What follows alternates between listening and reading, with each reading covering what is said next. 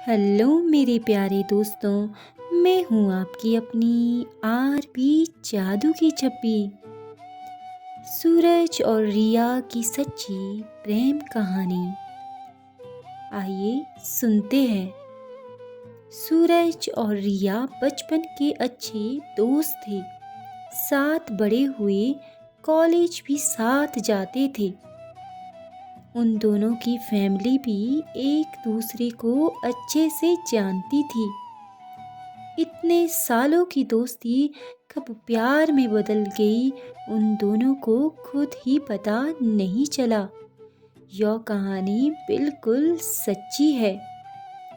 दोनों एक दूसरे से बहुत प्यार करते थे और उनकी फैमिली को यह बात अच्छे से पता थी और उनके घर वाले उन दोनों की शादी भी फिक्स करवा दी थी।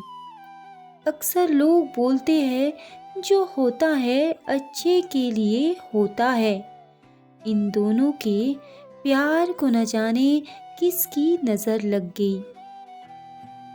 एक दिन सूरज रिया से मिलने खुशी खुशी उसे सरप्राइज देने जा रहा था। काफ़ी दूर जाने के बाद सामने से एक कार आई जो काफ़ी स्पीड में थी। वह सूरज की कार के साथ टकरा गई और सूरज घबराहट में अपनी कार को संभाल न पाया और उसका बहुत बड़ा एक्सीडेंट हो गया।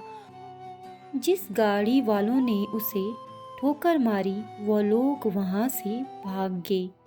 मैं कुछ कहना चाहती हूँ, क्या इतनी सस्ती है लोगों की ज़िंदगी? वो लोग उसे इस हाल में छोड़कर वहाँ से चले गए। मेरा आप सब से बस यही विनती है कि जब भी आप ड्राइव करो तो आस्ते करो। चाहे इंसान हो या जानवर, दोनों की जान कीमती है। सूरज बहुत जख्मी हो गया था। उसका खून काफ़ी बह चुका था। वहाँ कुछ लोग इकट्ठे हुए।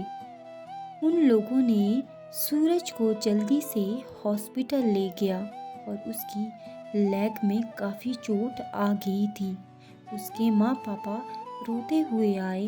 अपने बेटे को इस हाल में देखकर उसके माता पिता का बहुत ही ज़्यादा बुरा हाल था।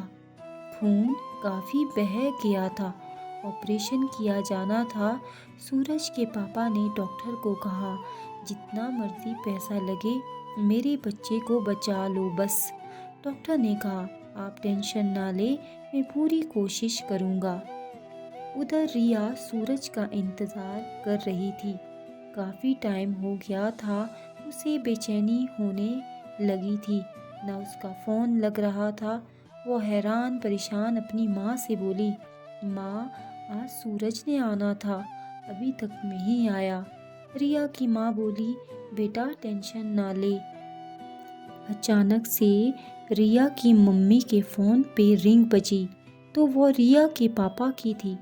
रिया के पापा ने जब रिया की मम्मी को सब बताया तो वो हैरान हो गई। उसने रिया को बताया और रिया और उसकी मम्मी हॉस्पिटल चली गई। वहाँ पे वो सूरज को देखकर ज़ोर ज़ोर से रोने लग गई। अब सूरज काफ़ी टाइम से हॉस्पिटल में था तो रिया हमेशा उसे मिलने आती और उसकी बहुत ज़्यादा केयर करती थी। उसके बाद उसे घर ले जाया गया। वहाँ पे भी रिया रोज़ आकर उसकी बहुत ज़्यादा केयर करती थी। मगर सूरज अंदर ही अंदर से टूट गया था।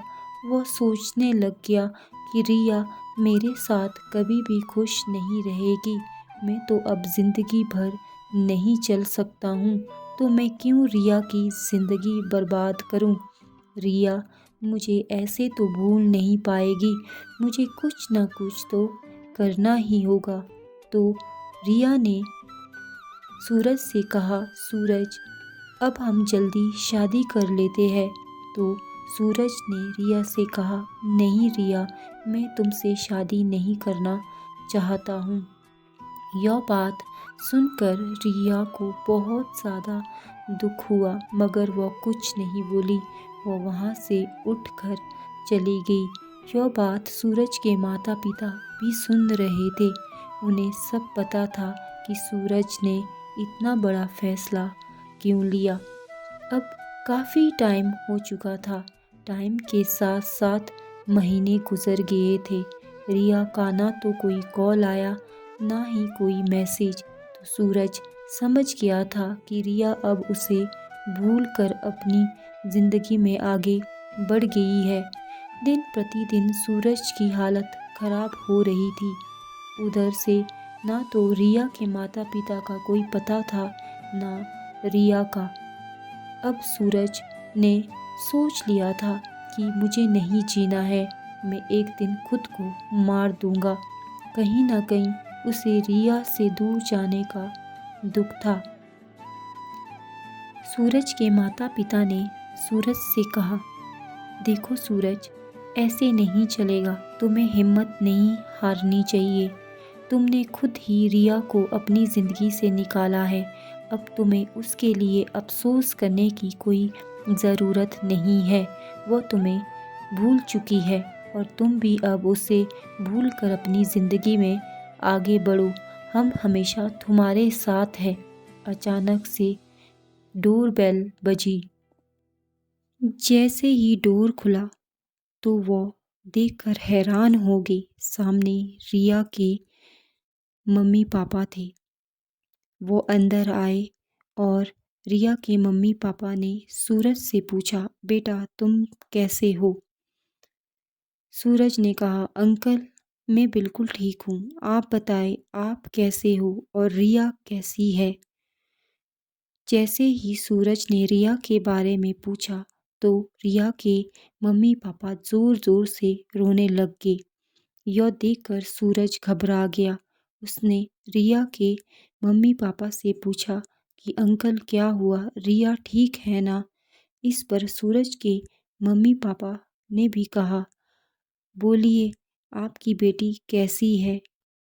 इस पर रिया के पापा ने कहा, सूरज बेटा, उस दिन क्या हुआ था जिस दिन आखिरी बार रिया तुमसे मिली थी? ऐसा तुमने रिया को क्या कहा था, मुझे बताओ। सूरज ने कहा, मैंने सिर्फ इतना कहा था कि मैं तुमसे शादी नहीं कर सकता हूँ, क्योंकि मैं कभी चल नहीं सकता हूँ। मैं तुम्हें वो खुशी नहीं दे पाऊँगा।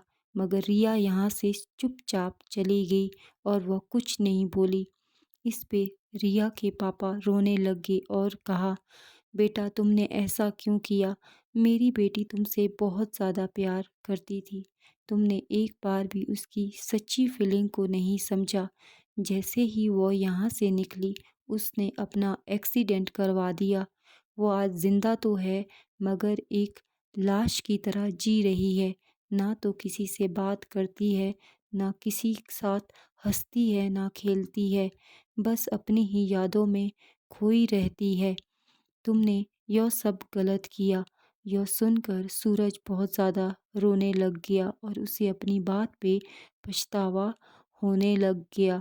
सूरज ने कहा, अंकल मुझे जल्दी से रिया के पास ले जाओ, मैं उसे जल्दी से जल्दी मिलना चाहता हूँ।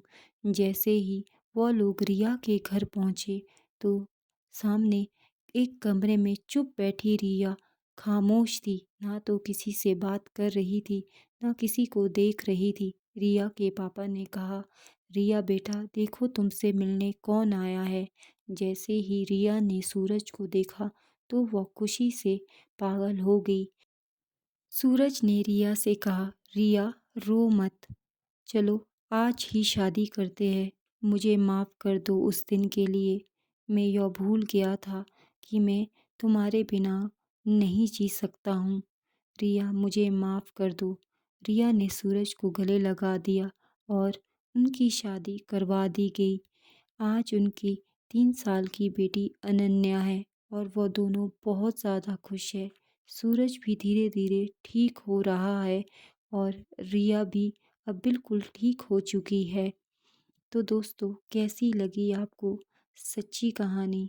सच्चा प्यार ऐसा ही होता है दोस्तों, वो किसी भी हाल में मरता नहीं है।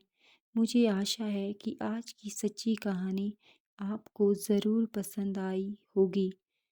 फिर मिलते हैं एक नई सच्ची कहानी के साथ। तब तक के लिए बहुत सारा प्यार। Thank you so much.